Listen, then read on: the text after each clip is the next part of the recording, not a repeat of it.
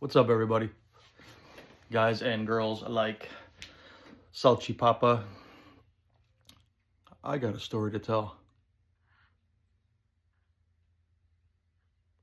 It's kind of a funny story. Well, it's definitely a funny story. As long as you're not the guy that it happened to. This is when I was in the Navy, San Diego, California.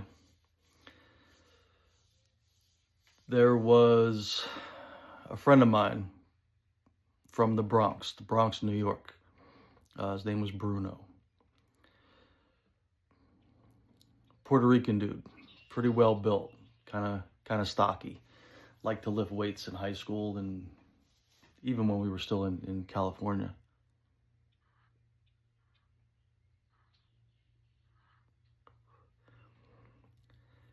California has a lot of, Southern California anyway, has a lot of Asians, Filipinos in particular. There was a rule, a law, I'm not really sure what you want to call it, that if someone was from the Philippines and they wanted to be an American citizen, they can serve in our military for 20 years. And when they retire, they are full-fledged citizens. They don't have to do anything else. You don't have to pay any money. You don't have to do a lot of the stuff that people do to get green cards. I don't know that that's still the case, but back then it was. This is the early to mid 90s. Yes, I'm an old man, as you can see by some of the gray in this half concocted 1030 shadow that I got. So Bruno was a pretty masculine dude. We always kind of hung out together, played basketball, or, we actually played football on the beach, sometimes even a little bit of volleyball or something like that if there was some guys on the beach playing volleyball. Just a good friend, like one of your boys, one of your peoples that you would kind of hang out with on a regular basis. Bruno was my guy. And obviously we would go out at night, to some of the clubs. There was clubs on base, there was clubs downtown in San Diego. I don't remember the name of the club that was on base because I was on 32nd Street in San Diego, and it was a pretty large base. I mean, it was a pretty large base, just say that. I'm sure there was more than one club, but we used to go to the same spot every time. And obviously it's filled with military members, a lot of Navy, Marines. I'm sure there was some Army and some Chair Force guys. But anyway, it was kind of a common thing that happened where, you obviously had to be careful because, you were new to the area. You didn't know what was what. How these people even got on base half the time, I don't know. They were not dependents in any way, so I don't know, if the club somehow or another just let people in. But there were certain people in that bar, in that club, that were not military members. But anyway, it was very common, just like in Thailand and places like that, where boys dress like girls. It seems to be commonplace now, but it was kind of frowned upon back then. And, oh, by the way, we're smoking the Stanwell number 12 today. Good old Sham Pipple, still busting it out.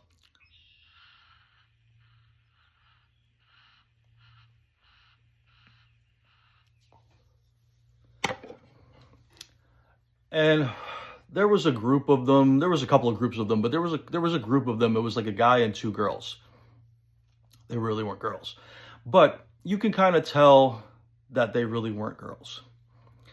But sometimes you would hear stories. You didn't know what was true. You didn't know what was not true. You didn't know what to believe or whatever. I just didn't fuck with it, so I stayed away from it.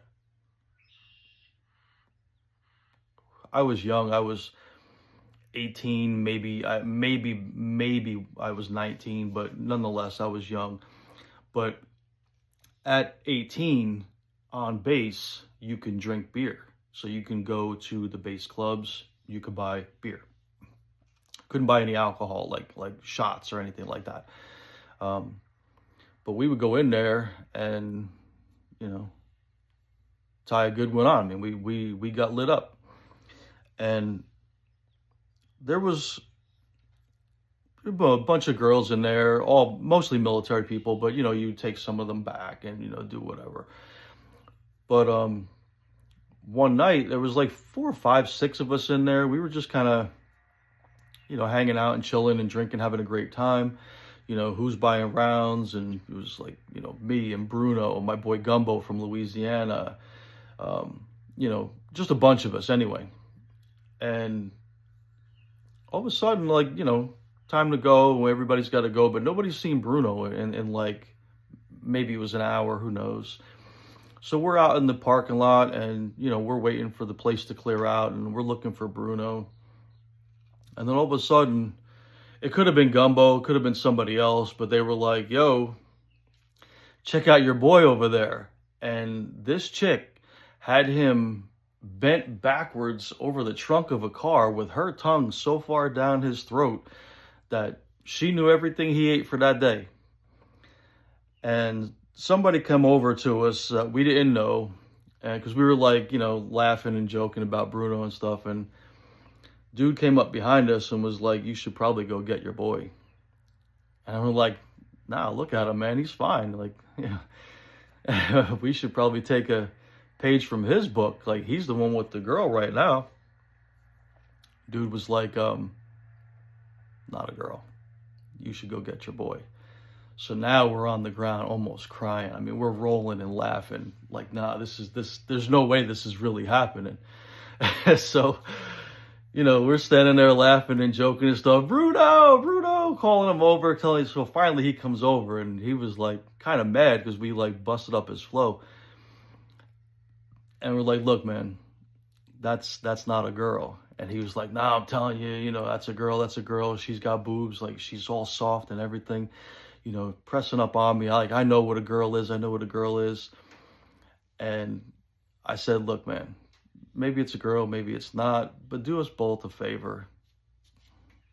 Just check, you know, give it the old, needless to say, Bruno goes back over to the girl and she comes right back at it. She's like all up on him, tongue down his throat and everything. And it was a few minutes, at least I think it was. And we just kind of got into talking again, like, you know, me and the other guys that I was with. And all of a sudden, this commotion just like erupts. It was almost just like that first shot in battle, like in combat, that first shot that goes off just sets it off. That's what this was like. This was like the whole place just erupted, the whole parking lot. And we look over and Bruno came up swinging. And like I said, Bruno was a Puerto Rican from the Bronx, so he definitely knew how to fight. And he was he liked the weights, so he was a decent sized boy. And nonetheless, man, you know, I'll call it the police, but we called it Shore Patrol. Like it's the Navy's version of the MPs. They have SP on their shoulders as Shore Patrol. The MPs came, Shore Patrol came, busted it all up. We were like, yo, he's with us. So Bruno just came over. He didn't get in no trouble or nothing like that. And we were like, bro, what the hell happened? And he's like, well, I did what you told me to do. I checked, and I was holding a tree stump. So this guy came up, hooking left and hooking right. And needless to say, I don't think Bruno, even if I saw him to this day, this is 30 years later, that'd be the first thing that I said to him. There'd be no way that he would live that down. But he didn't live that down for months, man. We busted his balls for months upon months over that, like every day, you know. So I guess the moral to this story is, if it's got an Adam's apple, that's not a girl. So always make sure you check. All right, guys, just a quick one. quick check-in about the Kaja Challenge. It's coming to an end. Today, I think, is today's Monday, so I think it's the 28th. So we only got, I think tomorrow it's over. So I'll be honest, I'm kind of looking forward to smoking something different. Like, not even just different tobaccos, like different pipes. I love this pipe. This thing is great. It burns nice. It's a huge bowl. I mean, I could stick, almost stick my thumb in there. I could stick my middle finger down in there. It burns for a while. I'm just kind of wanting to smoke other things, and I think certain things go better in other pipes. I would really like to smoke some Blockade Runner, which is a Navy Cavendish, so it's a Virginia that's been soaked in rum. I picked up some Black Frigate, which is basically the same thing with some Latakia or Latakia added to it.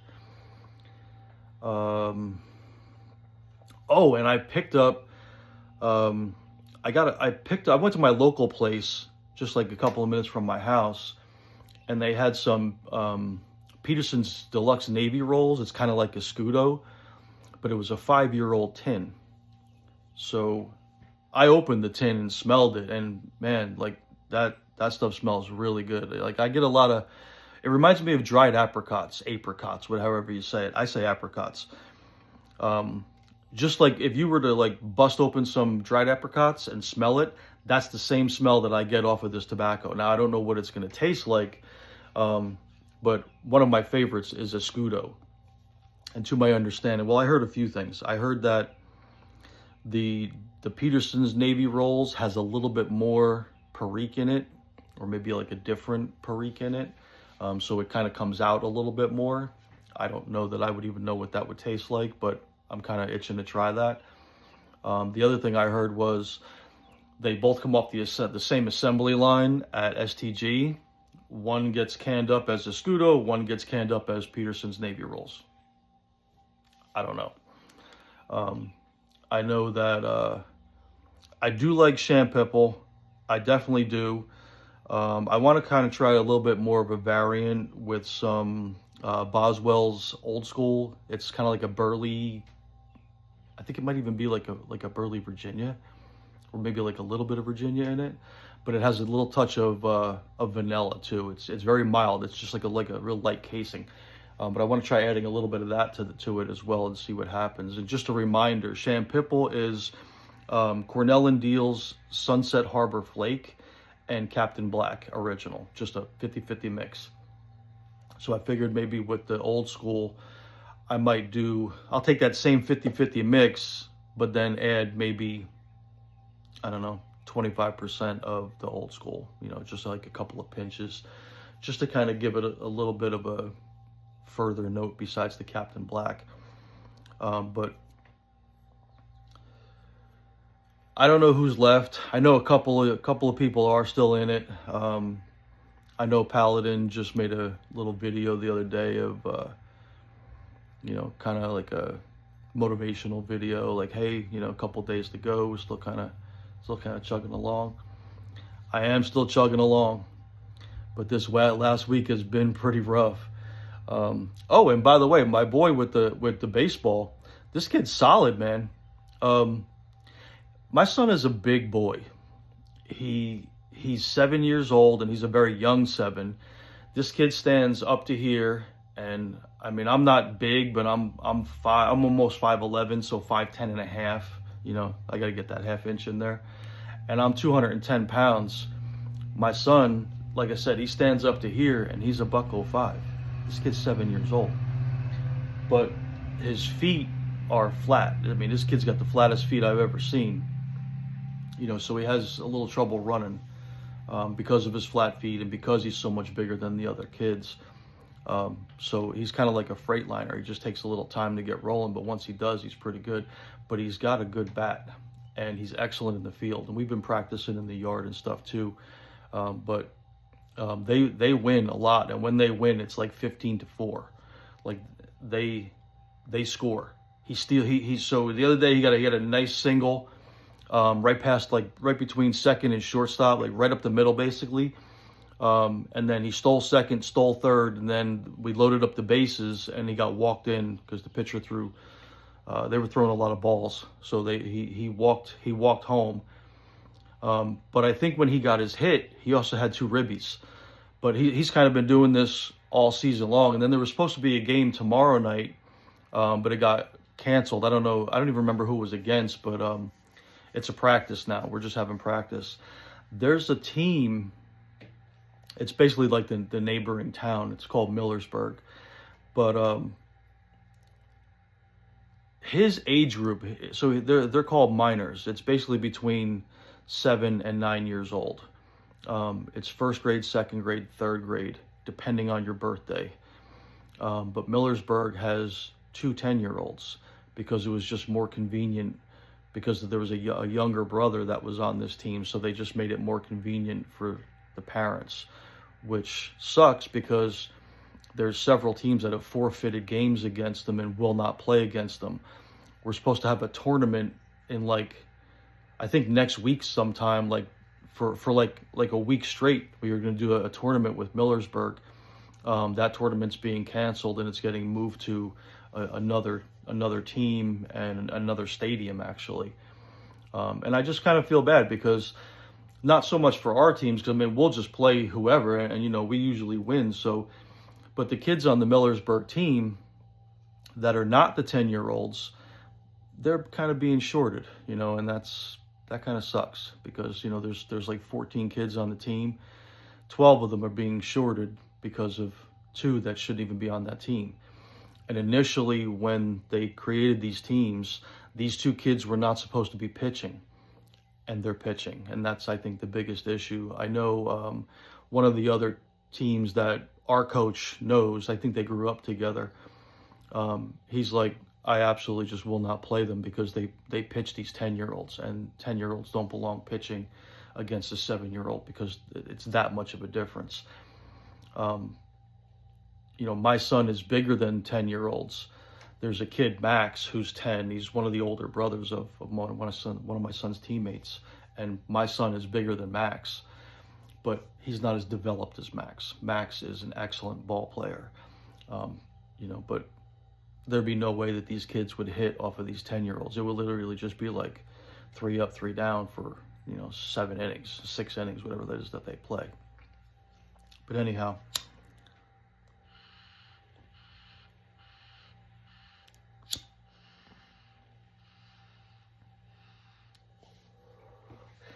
I think I might do a video on lighters.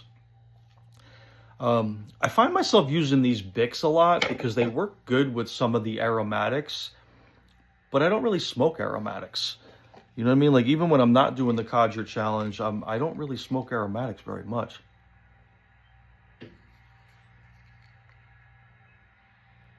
Boswell matches. But I like my Zippos, and I have, I think, 4. One of which my dad bought when I was in the military. It actually has my ship on it, front and back. It's a black one, and I've used it, but I've since put it away because I don't want to mess it up. But I have a couple of them, so I think I might do a video about the Zippo lighters because I do like them. I even have just, like, you know, the old school cheapy matches. I think I bought a box of these things. There was like 50 or 100 of these in there for literally $1.30. So I was like, all right, you know, why not? Anyway, I'm rambling along. As always, guys, remember your Second Amendment. Be a part of your Second Amendment. Even if you don't like firearms, you know, you're not into it in any way, just make sure that you support the people that do. Everybody has their own rights. Even if you're not going to support their rights, just respect them. I think something that is greatly lacking in this country for quite some time is respecting other people and respecting their opinions, their individuality, their individual rights. You know, I'll just leave it at that without getting, you know, rambling into something else. But always remember your Second Amendment. It does protect all of your other amended freedoms, and even your non-amended freedoms. You know, it is a God-given right to have the right of self-defense. You are guaranteed life, liberty, and the pursuit of happiness. Well, you have to protect life in order to maintain it. And the Second Amendment definitely allows that. The Second Amendment is not what gives you the right to protect yourself. It just simply ensures it in law that you have that ability. God gives you the right to protect yourself. It is a God-given right. Anyway, I'm rambling again. Have a blessed day. It's a beautiful day today here in Central PA. The apple blossoms are falling off the tree. We're getting some leaves. Haven't seen any goldfinches or even orioles, but it's kind of cold a little bit this morning, so maybe another couple of degrees and they'll show up. See you guys.